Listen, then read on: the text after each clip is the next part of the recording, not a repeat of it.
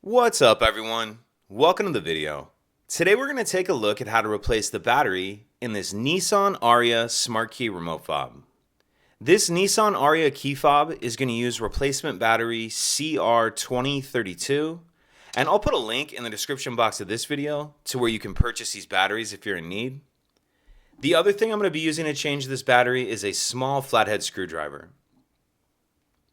So the first thing we want to do is grab the key fob and we're going to remove the emergency key that's in the bottom of it. That's done by pressing this release on the back that my thumb's on, and the emergency key will pull out like that.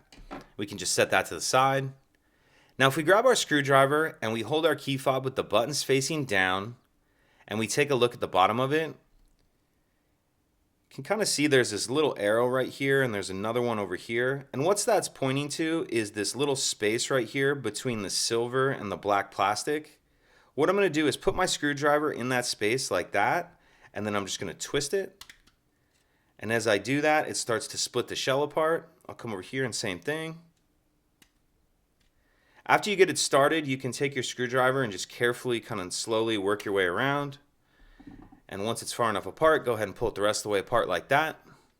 And in the back half of the case, we see our battery right here. I'll use my screwdriver just to get under the edge of it and get it out of that holder. And we'll grab the new battery, and we want to make sure that we're installing that with the plus side down. And I'm going to kind of tuck this edge in first, down by this little metal piece. Tuck that edge in first like that, and then snap it down into place. And then we can snap the two halves back together. Slide our emergency key back in, and that's it. If you could take a second to like and subscribe, it helps us out, and I'd appreciate it. Thank you.